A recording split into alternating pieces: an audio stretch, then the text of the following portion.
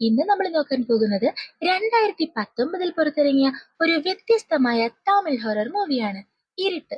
ഒരു ഹിൽ സ്റ്റേഷനിൽ പോലീസ് ഓഫീസറായി വരുന്ന ഹീറോയും അവിടെ നടക്കുന്ന കൊലപാതകങ്ങളെ പറ്റി അന്വേഷിക്കുമ്പോൾ ഉണ്ടാകുന്ന അമാനുഷികമായ കാര്യങ്ങളുമാണ് ഈ മൂവിയിൽ കാണിക്കുന്നത്. ദ വെയിലിംഗ് എന്നൊരു കൊറിയൻ മൂവി ഇൻസ്പയർ ആയിട്ടാണ് ഈ മൂവി എടുത്തിട്ടുള്ളത്. So welcome back to my channel. മൂവിയുടെ തുടക്കത്തിൽ ഒരു വലിയ മലമ്പാമ്പിനെ കണ്ട് ഒരാൾ പേടിച്ചോടുന്നതാണ് കാണിക്കുന്നത്. മറ്റൊരിടത്താണെങ്കിൽ ഒരു കൂട്ടം ചിതലുകൾ വന്ന് ഒരുത്തനെ കടിക്കുന്നു.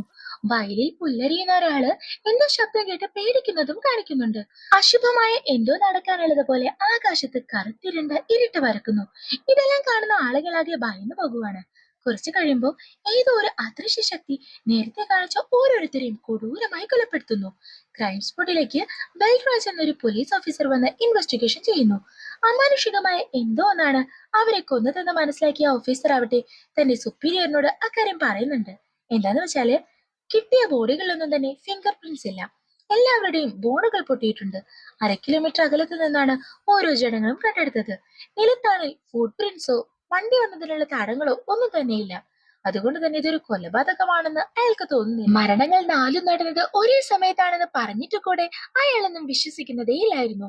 അങ്ങനെ ഇൻവെസ്റ്റിഗേഷൻ മുന്നോട്ട് പോകുന്നു. എന്നാലും ഒരു തുമ്പ് പോലും കിട്ടുന്നുണ്ടായിരുന്നില്ല. അടുത്ത സീനിൽ കാണിക്കുമ്പോൾ ഇൻസ്പെക്ടർ ബൽരാജ് കോൺസ്റ്റബിളിനെ കോൾ ചെയ്ത് വേഗം പോലീസ് സ്റ്റേഷനിൽ വരാനായിട്ട് പറയുവാണ്. ആ കേസിന്റെ എന്തോ ഒരു എവിഡൻസ് കിട്ടിയിട്ടുണ്ടെന്ന് പറയുന്നു. അന്നേരം അയാളെ സ്റ്റേഷനിൽ എത്തിയ പാടെ കാണുന്നത് ഒരു സ്ത്രീ തീ കൊളുത്തി മരിക്കുമെന്ന് പറഞ്ഞ് സ്റ്റേഷന് മുന്നിൽ ആത്മഹത്യാ ഭീഷണി മുഴക്കുന്നതാണ്. ആ സ്ത്രീയുടെ ഹസ്ബൻഡിന് മറ്റൊരു ലേഡിയെ കല്യാണം കഴിച്ചിട്ടുണ്ട് എന്നതാണ് പ്രശ്നം. അത് കണ്ട് കോൺസ്റ്റബിൾ ആവട്ടെ അവരെ അനുനയിപ്പിക്കാനായിട്ട് നോക്കുന്നു. അന്നേരം സ്റ്റേഷനിലേക്ക് ഇൻസ്പെക്ടർ ബൽരാജും വരുന്നു. അവിടേക്ക് അയാൾ നോക്കുമ്പോൾ അക്വേറിയത്തിലെ മീനിന് എന്തോ ഒരു പ്രത്യേകത ഉള്ളതായിട്ട് തോന്നുന്നുണ്ട്. അന്നേരം ആ മീനിനെ അയാൾ സൂക്ഷിച്ചു നോക്കിയതും ഹിപ്നോട്ടൈസ് ആയതുപോലെ ആളുടെ കണ്ണുകൾ ആ മീനിന്റെ പോലെ പച്ച നിറത്തിലാകുന്നു. പൊടുന്നനെ അയാള് അവിടെ വെച്ച് തീ കൊളുത്തുവാണ്. ഇത് കാണുന്ന എല്ലാവരും ആകെ ഭയപ്പെടുന്നുണ്ട്. കോൺസ്റ്റബിൾ ആവട്ടെ എത്ര ശ്രമിച്ചിട്ടും ആളെ രക്ഷിക്കാനൊന്നും കഴിയുന്നില്ല. അവസാനം ആ പോലീസ് ഓഫീസർ അതിദാരുണമായി അവിടെ മരിക്കുവാണ്. അവിടുന്ന് സീൻ ഷിഫ്റ്റ് ചെയ്യുന്നത് നമ്മുടെ ഹീറോയെയും ഫാമിലിയെയും കാണിച്ചുകൊണ്ടാണ്. നമ്മുടെ ഹീറോയാണ് ആ ഹിൽ സ്റ്റേഷനിൽ നേരത്തെ നടന്ന എല്ലാ കേസുകളും ഇൻവെസ്റ്റിഗേറ്റ് ചെയ്യാനായിട്ട് വരുന്ന പോലീസ് ഇൻസ്പെക്ടർ ചെറിയാൻ. ആളുടെ കൂടെ വൈഫ് റോസിയും മകൾ ദിയയും ഉണ്ട്. ഒപ്പം തന്നെ ഡെന്നി എന്നവർ വിളിക്കുന്ന അവരുടെ വളർത്തുനായയും. ഓൺ ദ വേ അവർ കൊണ്ടുവന്ന ഫുഡ് പുറത്തൊരിടത്തിരുന്ന് കഴിക്കാൻ ഒരുങ്ങിയ നേരം ഒരു കാക്ക അവരുടെ ഫുഡിലേക്ക് പറന്നു വന്ന് അവിടെ കിടന്ന് പിടഞ്ഞ് ചത്തുപോകുന്നു. അത് കണ്ട് പേടിച്ച റോസി നമുക്ക് ഇവിടുന്ന് പോകാനും പറഞ്ഞ് കാറിൽ കയറാൻ നോക്കുമ്പോഴോ അവരുടെ നായയെ എങ്ങും കാണുന്നില്ല. ഭാര്യയോടും മകളോടും കാറിലിരിക്കാൻ പറഞ്ഞ് ഹീറോ ഡോഗിനെ തേടി പോകുന്നു. ഫൈനലി ഡോഗിനെയും കിട്ടി അവർ അവിടെ നിന്ന് തിരിച്ചു പോകുവാണ്. എന്നാൽ അവര് പോയ പാടെ അവിടെ നേരത്തെ ചത്തുകിടന്ന കാക്ക പെട്ടെന്ന് നോർമലായി അവിടെ നിന്നും പറന്നു പോകുന്നു. നെക്സ്റ്റ് സീനിൽ കോൺസ്റ്റബിൾ ഹീറോയ്ക്ക് വീട് കാണിച്ചു കൊടുക്കുവാണ്. വീടിനകത്ത് നോക്കുമ്പോൾ എല്ലാ ജനലും വാതിലും എല്ലാം സ്റ്റീൽ കൊണ്ടാണ് ഉണ്ടാക്കിയത്. ഇതെന്താ മരം കൊണ്ടാരും ജനലും വാതിലും ഉണ്ടാക്കാത്തെന്ന് ഹീറോ അവിടെയുള്ള ഒരു പയ്യനോട് ചോദിക്കുന്നു. എന്നാൽ ആ പയ്യൻ ഒരു വീടായ കാര്യമാണ് പറയുന്നത്. ഈ സ്ഥലത്ത് മരത്തിന്റെ ഒന്നും തന്നെ കാണില്ല. അഥവാ എന്തെങ്കിലും ഉണ്ടെങ്കിൽ തന്നെ അതെല്ലാം ചിതല് വന്ന് പോകുമെന്ന്. ഇത് കേട്ട ഹീറോ ആകെ കൺഫ്യൂസ്ഡ് ആകുന്നുണ്ട്. അന്നേരം അകത്ത് മുറിയിലാവട്ടെ ദിയ ഡോഗിനെ കാണാതെ അങ്ങോട്ടും ഇങ്ങോട്ടും നടക്കുവാണ്. അതേസമയം ആ മുറിയിൽ അവിടെയെല്ലാം തുണി കൊണ്ട് മൂടിയിട്ടിരിക്കുന്നത് അവൾ ശ്രദ്ധിക്കുന്നു. ഒരു കോർണറിലാവട്ടെ 2 മനുഷ്യരെ പോലുള്ള രൂപങ്ങളും തുണി കൊണ്ട് മൂടിയിരിക്കുന്നുണ്ടായിരുന്നു. അവൾ അത് പോയി തുറന്നു നോക്കുമ്പോ അത് വെറും മാനിക്യൂൻസ് ആയിരുന്നു. അവിടെ വന്ന റോസി അവളെയും വിളിച്ചുകൊണ്ട് അവിടുന്ന് പോകുന്നുണ്ട്. എന്നാൽ പിന്നീട് നോക്കുമ്പോ പുറകിലുണ്ടായിരുന്ന ആ പ്രതിമകൾ അന്നേരത്തേക്ക് അപ്രത്യക്ഷമായിട്ടുണ്ടായിരുന്നു.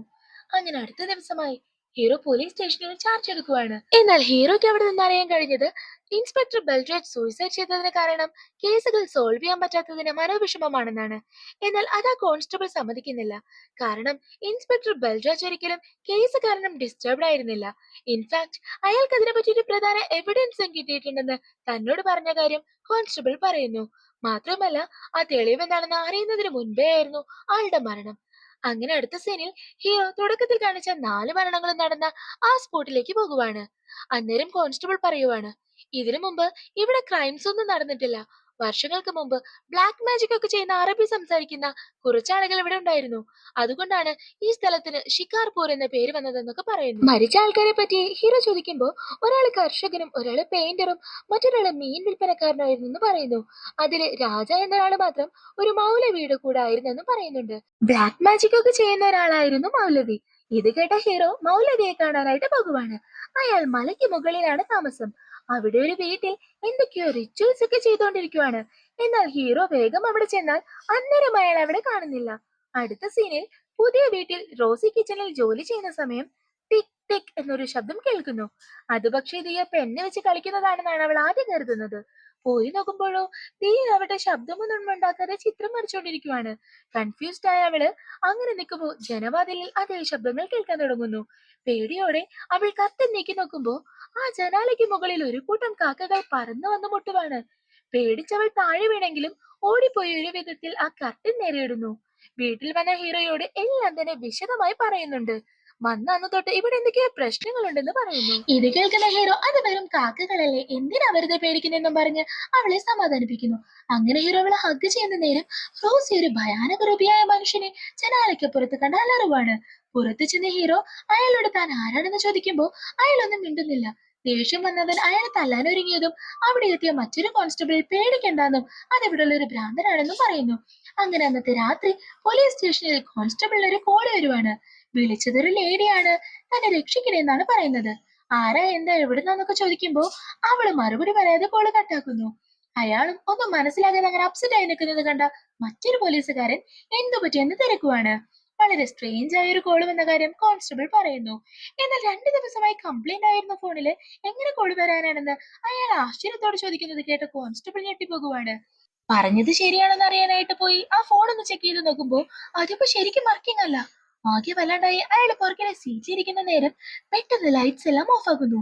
പേടിച്ചു പോയ അയാള് ബാക്കിയുള്ള പോലീസുകാരോട് ക്യാൻഡിൽ കത്തിക്കാൻ പറയുവാണ്. അതേസമയം നേരെ ചെന്ന പോലീസുകാരോടൊക്കെ പറയുന്നുണ്ട് തനിക്ക് ശരിക്കും ആ ഫോണിൽ കോൾ വന്നു എന്ന്. എന്നാൽ അവരാരും തന്നെ ആ ഫോൺ റിങ് ചെയ്തത് കേട്ടിട്ടില്ലായിരുന്നു. എന്നാൽ പെട്ടെന്ന് ആ ഫോൺ റിങ് ആകുന്നു. അത് കേട്ട് എല്ലാ പോലീസുകാരും ഒരുപോലെ വണ്ടടിക്കുവാണ്. പുറത്താണെങ്കിൽ അതിഗംഭീര മഴ. അന്നേരം ജനാലയ്ക്ക് പുറകിലായി ആരോ നിൽക്കുന്നത് അവർ കാണുവാണ്. തൊട്ടടുത്ത നിമിഷം ആ രൂപം അപ്രത്യക്ഷമാകുന്നു. എല്ലാവരും ഒരുപോലെ പേടിക്കുന്നുണ്ട്. അവര് വേഗം ഹീറോയ്ക്ക് കോൾ ചെയ്യുന്നു. ഹീറോ ആവട്ടെ വൈഫുമായിട്ടൊന്ന് അങ്ങനെ റൊമാൻറ്റിക് ആയി വരുന്ന നേരാണ് ആ കോള് വരുന്നത്. ഡ്യൂട്ടി ഫസ്റ്റ് എന്നും പറഞ്ഞ് ഹീറോ വൈഫിനോട് വേഗം വരാന്നും കൂടെ പറഞ്ഞ് സ്റ്റേഷനിലേക്ക് പോകുവാണ്. അവിടെ എത്തിയ പാടെ ഹീറോയോട് നടന്ന കാര്യങ്ങൾ വിശദമായിട്ട് കോൺസ്റ്റബിൾ പറഞ്ഞു കൊടുക്കുന്നു. എന്നാൽ അന്നേരമാണ് ഹീറോ ഒരു കാര്യം പറയുന്നത്.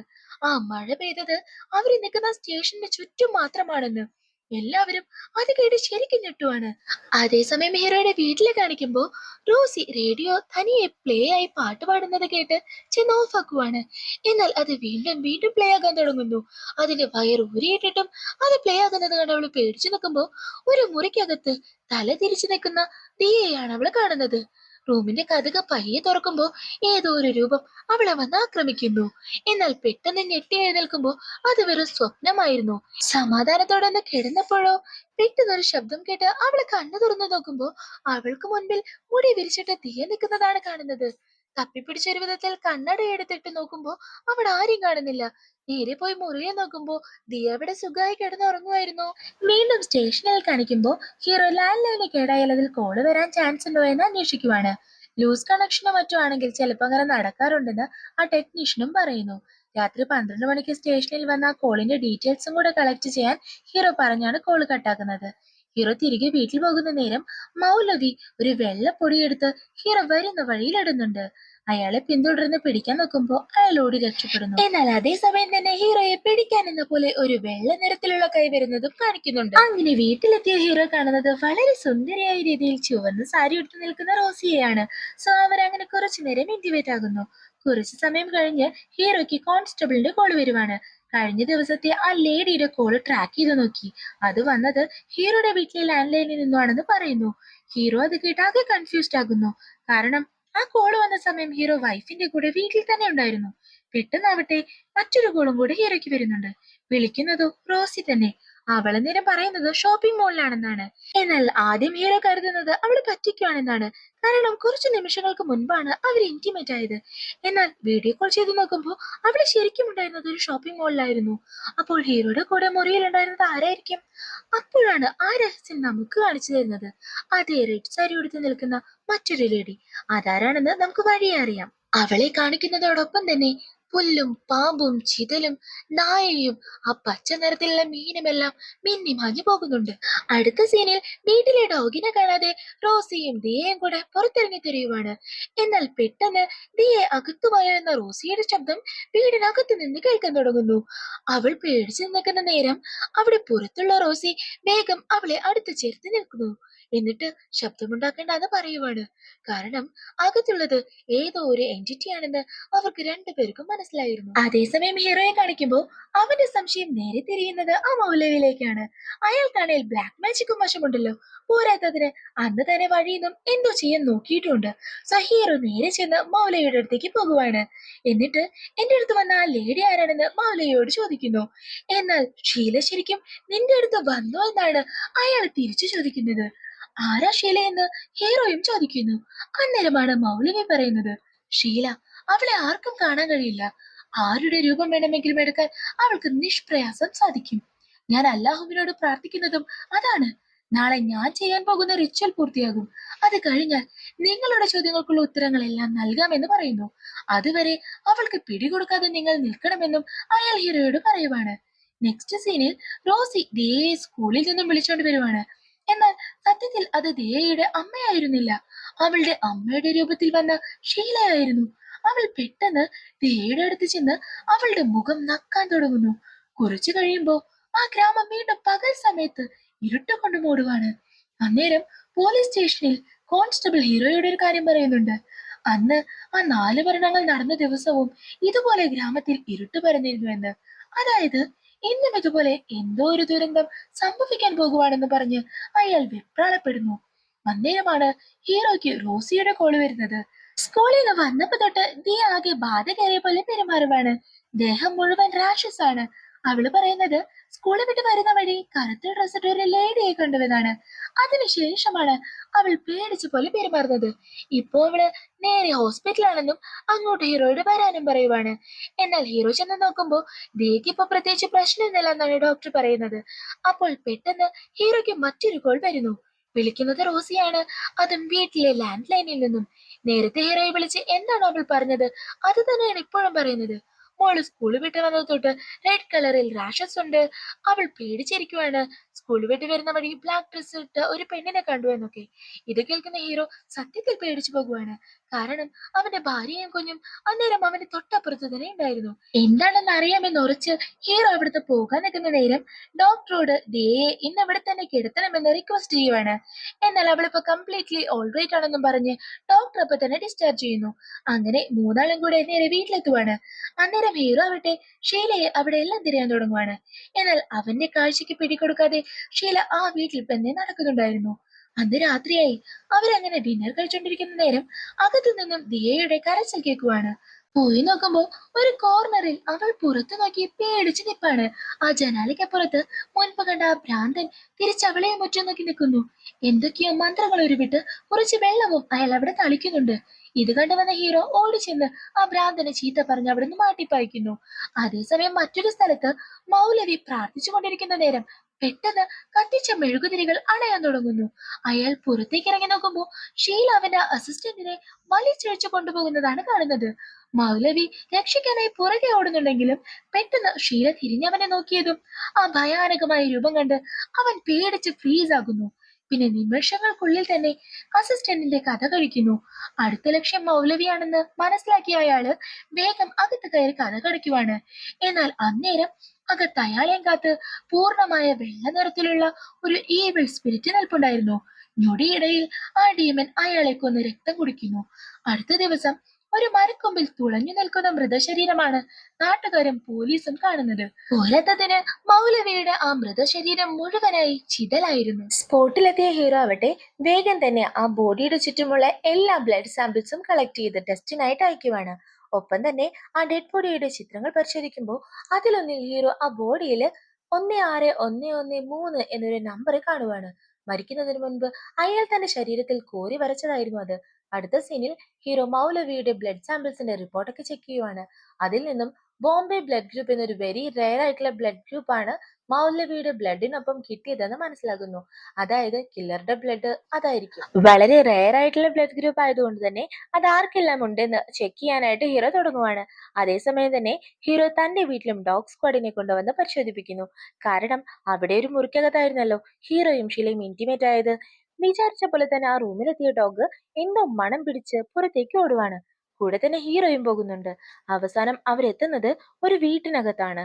എന്നാൽ ആ വീട്ടിനകത്തുള്ള എല്ലാ സാധനങ്ങളും തടി കൊണ്ടായിരുന്നു ഉണ്ടാക്കിയത്. അതായത് അതൊന്നും തന്നെ ചിതലരിച്ചിട്ടില്ലായിരുന്നു. പോരാത്തതിന് അവിടെ ഡീമൻ, ചിതല്, പുല്ല്, നായ, പാമ്പ് അങ്ങനെയുള്ള പല ചിത്രങ്ങളും ഉണ്ടായിരുന്നു. മുൻപ് നടന്ന എല്ലാ മരണങ്ങളും ആ ചിത്രങ്ങളുമായി കണക്റ്റഡ് ആണെന്ന് നമുക്കപ്പം മനസ്സിലാകും, ഇൻക്ലൂഡിങ് അവസാനം മരിച്ച ഇൻസ്പെക്ടർ ബൽരാജും. കാരണം അയാളും ആ ഫിഷിനെ കണ്ടതിന് ശേഷമായിരുന്നു മരണപ്പെട്ടത്. പെട്ടെന്ന് ഹീറോ അവിടെ ഒരു നായയെ കാണുവാണ്. ചെന്ന് നോക്കുമ്പോ അത് അവന്റെ കാണാതായ നായയായിരുന്നു. അവൻ അടുത്തേക്ക് പോകുമ്പോ ഒട്ടും പരിചയമില്ലാത്ത ഒരാളെ കണ്ടതുപോലെ അത് ചാടി കുരച്ച് ആക്രമിക്കാൻ നോക്കുവാണ്. അന്നേരം ഹീറോയെ രക്ഷിക്കാൻ ചെന്ന കോൺസ്റ്റബിളിന് അതിന്റെ കടിയും ഏൽക്കുന്നു. സോ ആ ഡോഗും അന്നേരം ഷീലയുടെ കൺട്രോളിലായിരുന്നു. അടുത്ത സീനിൽ ഹീറോ പറഞ്ഞതുപോലെ ബോംബെ ബ്ലഡ് ഗ്രൂപ്പുള്ള ആളുകളുടെ ലിസ്റ്റ് ഒക്കെ എടുത്തിരിക്കുവാണ്. എന്നാൽ അതിൽ നിന്നും സോർട്ട് ചെയ്യുന്നത് ഡിഫിക്കൽട്ട് അല്ലേ എന്നൊരാൾ ചോദിക്കുന്നു. എന്നാൽ വളരെ കാൽക്കുലേറ്റഡ് ആയി ഹീറോ ആ ലിസ്റ്റ് അങ്ങനെ സോർട്ട് ഔട്ട് ചെയ്ത് അവസാനം ഷീലയെ കണ്ടുപിടിക്കുന്നു. എന്നാൽ അത് തന്നെയാണോ ഷീല എന്ന് റീഅഷ്വർ ചെയ്യുന്നതിനായിട്ട് ആ ഫോട്ടോ പ്രിന്റ് എടുത്ത് ദിയയ്ക്ക് കാണിച്ചു കൊടുക്കുവാണ്. എന്നാൽ ആ ഫോട്ടോ കണ്ടതും വളരെ ഡിഫറെന്റ് ആയാണ് ദിയ പെരുമാറുന്നത്. ഒരു ഘട്ടത്തിൽ ഒരു പരുഷ ശബ്ദത്തിൽ അത് അവൾ തന്നെയാണെന്ന് ദിയ പറയുന്നു. സോ ഷീല ആരാണെന്ന് മനസ്സിലാകുന്നു. അങ്ങനെ ഇനി അടുത്ത ടാസ്ക് മൗലവിയുടെ ബോഡിയിൽ നിന്നും കിട്ടിയ ആ നമ്പർ ഡീകോഡ് ചെയ്യുക എന്നതാണ്. ഫൈനലി അത് ഖുറാനിലെ ചാപ്റ്റർ 16 ഒരു വചനമാണെന്ന് മനസ്സിലാകുന്നു. 113 വർഷങ്ങൾക്ക് മുൻപ് ആ ഗ്രാമത്തിൽ നല്ലത് ചെയ്യാൻ വന്ന ആരെയൊക്കെയോ ആ ഗ്രാമത്തിലുള്ളവർ പുറത്താക്കി. അതുകൊണ്ടുണ്ടായ ആഫ്റ്റർ എഫക്റ്റ് ആണ് ഇതെല്ലാം എന്ന് മനസ്സിലാകുന്നു. സോ കൂടുതൽ ഡീറ്റെയിൽസ് ഒക്കെ അറിയണമെങ്കിൽ ആ നാടിനെ പറ്റി നന്നായി അറിയാവുന്ന ഒരാൾ തന്നെ വേണമെന്ന് പറയുന്നു. അങ്ങനെ കോൺസ്റ്റബിൾ ഒരാളുടെ അടുത്തേക്ക് കൊണ്ടുപോകുവാണ്. പേര് ബാബ. മൗലവി അയാളുടെ ശിഷ്യനായിരുന്നു. അന്നേരം ഈ നടക്കുന്ന എല്ലാത്തിനും പിന്നിൽ ഷീലയാണെന്ന് ബാബ പറയുവാണ്. ആരാണ് ശരിക്കും ഷീല എന്ന് ഹീറോ ചോദിക്കുമ്പോൾ അവളാണ് ജിന്ന് എന്ന് ബാബ മറുപടി പറയുന്നു. മുസ്ലിം വിഭാഗത്തിലുള്ളവർക്കിടയിൽ അറിയപ്പെടുന്ന ഒരു ഈവിൾ സ്പിരിറ്റാണ് ജിന്ന്. അയാൾ ഒരു കഥ പറയുവാണ്. ആ ഗ്രാമത്തിൽ ഒത്തിരി വർഷങ്ങൾക്ക് മുൻപ് ജിന്നുകളുണ്ടായിരുന്നു. അന്ധകാരവും തണുപ്പും അവർ ഒരുപാട് ഇഷ്ടപ്പെട്ടു. ആ ഹിൽ സ്റ്റേഷൻ ഒരു തണുപ്പുള്ള സ്ഥലമായതുകൊണ്ട് ജിന്നുകൾ ആ ഇടം സ്വന്തമാക്കി അവിടുത്തെ ജനങ്ങളെ വേട്ടയാടിക്കൊണ്ടിരുന്നു. ആ ശല്യം കൂടി വന്ന സമയം ചില മൗലവിമാർ ചേർന്ന് ആ ജിന്നുകളെ ഇല്ലാതാക്കാൻ തീരുമാനിക്കുന്നു.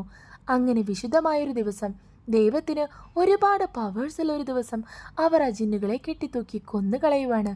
മരിക്കുന്നതിനു മുൻപ് അവരൊരു വെല്ലുവിളിയും നടത്തി. അവർ വീണ്ടും തിരിച്ചു വരുമെന്നും ആ ഗ്രാമം അന്ധകാരത്തിലാക്കുമെന്നും. അങ്ങനെ വർഷങ്ങൾക്കിപ്പുറം അവർ പുനർജനിച്ചു. ഒരാൾ പുല്ലായും മീനായും ചിതലായും പാമ്പായും പിന്നെ നായായും. അന്നേരമാണ് നേരത്തെ നടന്ന എല്ലാ മരണങ്ങൾക്കും പിന്നിൽ ജിന്നുകളാണെന്ന കാര്യം നമുക്ക് മനസ്സിലാകുന്നത്. എന്നാൽ 5 ജിന്നുകളെ പറ്റി പറഞ്ഞു. 6ാമത്തെ ജിന്ന് സൂറത്തിൽ ഒരു പെൺകുട്ടിയായാണ് ജനിച്ചത്. മാതാപിതാക്കൾ നഷ്ടമായ അവള് വളർന്നത് ഒരു അനാഥാലയത്തിലായിരുന്നു. എപ്പോഴും അവൾ ചുമരിൽ ഒരുമാതിരി ക്രീപ്പിയായ ചിത്രങ്ങൾ വരയ്ക്കാനായി തുടങ്ങി. പോരാത്തതിന് അവളുടെ മുഖവും മുടിയും തൂവെള്ള നിറത്തിലുള്ളതായിരുന്നു. അതുകൊണ്ട് തന്നെ എല്ലാവരും തന്നെ അവളെ വിചിത്ര ജീവിയെ പോലെ കണ്ട് കളിയാക്കാനായിട്ട് തുടങ്ങി. അവളെ തന്നെ വെറുക്കാനായി തുടങ്ങി. അവളുടെ മുഖവും മുടിയും ചായം തേച്ച് കറുപ്പിച്ച് നോർമൽ ആളുകളെ പോലെ നടക്കാൻ തുടങ്ങി. അങ്ങനെ ഒരിക്കല് അവൾ അറിയാതെ തീക്കകത്ത് കൈയിട്ട നേരം ആ തീ അവളെ വേദനിപ്പിച്ചില്ല. ഒരിത്തിരി പൊള്ളൽ പോലും ഉണ്ടായില്ല. ആകെ സർപ്രൈസ്ഡായ അവള് ആ തീയിൽ തൻ്റെ കൈ മുഴുവനായി വെച്ച് നോക്കുമ്പോൾ അവൾക്കൊന്നും തന്നെ സംഭവിക്കുന്നില്ല. പക്ഷേ ഖുറാൻ ബുക്ക് കാണുന്നതും തൊടുന്നതും എന്തിനേറെ പള്ളിയിൽ നിന്ന് ബാങ്ക് വിളി കേൾക്കുന്നതും അവൾക്ക് വളരെ അരോചകമായി ഫീൽ ചെയ്യാൻ തുടങ്ങി. ആ പ്രാർത്ഥനകൾ അവളുടെ ചെവി തുളച്ചു കയറുന്നത് പോലെയാണ് അവൾക്ക് ഫീൽ ചെയ്യുന്നത്.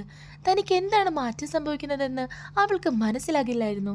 ആയിടയ്ക്കാണ് ലൈബ്രറിയിൽ നിന്നും ജിൻ എന്നൊരു ബുക്ക് അവൾ വായിക്കാനിടയാവുന്നത്.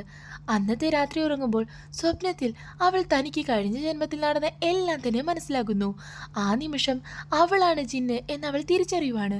അവൾ പുറത്തേക്ക് കറുത്ത വസ്ത്രമണിഞ്ഞ് നടക്കുമ്പോൾ വീട്ടിനുള്ളിൽ വെള്ള നിറത്തിലുള്ള വസ്ത്രങ്ങൾ അണിഞ്ഞ് മന്ത്രങ്ങൾ ചൊല്ലാൻ തുടങ്ങി. അവളുടെ കൂട്ടാളികളായ മറ്റു ജിന്നുകളുടെ സഹായത്തോടെ അവൾ ആളുകളെ കൊല്ലാൻ തുടങ്ങി. അതായിരുന്നു ആ ഗ്രാമത്തിൽ നടന്ന കൊലപാതകങ്ങൾ. അതേസമയം ഹീറോയെ മാത്രം കൊല്ലാതെ വിട്ടതിന് പിന്നിലും ഒരു കാരണമുണ്ടായിരുന്നു. കാരണം അവൻ ദൈവകൃപയുള്ള ഒരു ഫാമിലിയിലാണ് ജനിച്ചത്. അതിൻ്റെ അടയാളമായി അവൻ്റെ നെഞ്ചിൽ ഒരു സൂര്യൻ്റെ ചിത്രം പച്ച കുത്തിയിട്ടുണ്ടായിരുന്നു.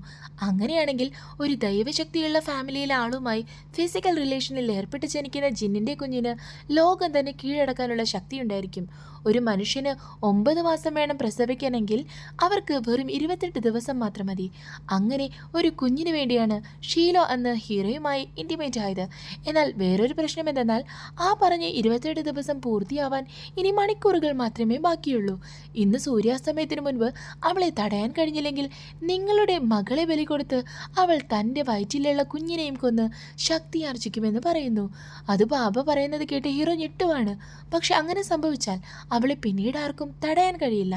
അന്ധകാരം കൊണ്ട് ലോകം മുഴുവൻ മൂടും. മറുപിറവിയെടുത്ത് ജിന്നുകൾ പഴയ രൂപത്തിലേക്ക് തിരിച്ചു വരുമെന്നെല്ലാം. ഇത് കേട്ട് ഹീറോ ആകെ ഷോക്കാകുന്നു. എന്തു ചെയ്യണമെന്ന് ചോദിച്ചാൽ അതിന് പ്രതിവിധിയും ബാബ പറഞ്ഞു കൊടുക്കുന്നുണ്ട്. ഇന്നത്തെ ദിവസം ഒരു പവിത്രമായ ദിവസമാണ്. ജിന്നിൻ്റെ ശക്തി ക്ഷയിക്കുന്ന ദിവസം.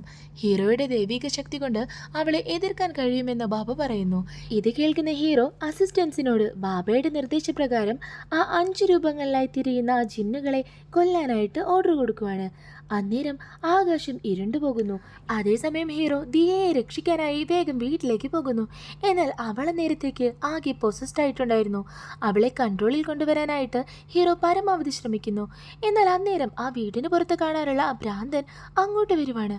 കാരണം തുടക്കം തൊട്ടേ അയാൾ ഷീലയുടെ ഇവിൾ സ്പിരിറ്റിനെ ഇല്ലാതാക്കാനാണ് ശ്രമിച്ചിരുന്നത്. അയാൾ മന്ത്രങ്ങൾ ഉരുവിട്ട് ഷീലയുടെ പൊസഷനിൽ നിന്ന് ദിയയെ രക്ഷിക്കാനായി നോക്കുന്നു. എന്നാൽ ആ ഇവിൾ സ്പിരിറ്റ് തിരിച്ചയാളെ ആക്രമിക്കുവാണ്. ഹീറോ അയാളെ രക്ഷിക്കാനായി ചെല്ലുമ്പോൾ പെട്ടെന്ന് ലൈറ്റ്സ് ഓഫ് ആകുന്നു. ചുറ്റും ഇരുട്ട് മാത്രം. ടോർച്ച് ലൈറ്റ് ഓണാക്കി നോക്കുമ്പോൾ ആ പാവം വളരെ കൊടൂരമായി മരിച്ചു പോയിരുന്നു. അതായത് ദിയയെ ഉപയോഗിച്ച് ആ ഭ്രാന്തനെ ആത്മാവ് കൊലപ്പെടുത്തി. എന്നാൽ പെട്ടെന്ന് ദിയയെ കാണാതാവുന്നു. അവർ ദിയയെ തേടി എല്ലായിടത്തും നടക്കാൻ തുടങ്ങുന്ന അതേ സമയം തന്നെ ഷീല ഹീറോയെ കൊല്ലാനായി അടുത്തു വരുന്നുണ്ട്. അതേസമയം മറ്റൊരിടത്ത് ഷീലയുടെ കൂട്ടാളികളായ ജിന്നുകളെ പോലീസ് അസിസ്റ്റൻസും നാട്ടുകാരും കൂടി ഓരോന്നോരോന്നായി ഇല്ലാതാക്കാൻ തുടങ്ങുന്നു. തൻ്റെ ഓരോ കൂട്ടാളികളും മരിക്കുന്നത് കാരണം ശക്തി ക്ഷയിച്ച് അവൾക്കാവട്ടെ ഹീറോയെ കൊല്ലാനായിട്ടും പറ്റുന്നില്ല. കുറച്ചു സമയത്തെ തിരച്ചിലൊടുവിൽ എങ്ങനെയൊക്കെയോ ഹീറോ ദിയയെ കണ്ടുപിടിക്കുന്നു. അച്ഛനെ കണ്ട സന്തോഷത്തിൽ അവളും അച്ഛനടുത്തേക്ക് ഓടി വരുമ്പോൾ ആ ഈവിൾ സ്പിരിറ്റ് അവളെ തട്ടിത്തെറിപ്പിക്കുന്നു. അന്നേരം ആ ബിൽഡിങ്ങിൻ്റെ പുറത്തേക്ക് അവൾ വീഴാൻ പോകുമ്പോൾ ഒരു കമ്പിയിൽ എങ്ങനെയൊക്കെയോ പിടിച്ച് ആ കുഞ്ഞങ്ങനെ തൂങ്ങി നിൽക്കുവാണ്. ആ കമ്പിയുടെ അറ്റം ഹീറോയും പിടിച്ചിട്ടുണ്ട്. എന്നാൽ അതേസമയം ദിയ നിൽക്കുന്ന ആ കമ്പിക്ക് താഴെ ഒരു പച്ച നിറത്തിലുള്ള തീ കൊളുത്തുവാണ് ആ ഈവിൾ സ്പിരിറ്റ്. താഴെ നിന്ന കോൺസ്റ്റബിൾ വേഗം അവിടെയുള്ള വെള്ളമെടുത്ത് അതിലേക്ക് ഒഴിക്കുന്നുണ്ടെങ്കിലും ആ തീ ആളി കത്തുവാണ്.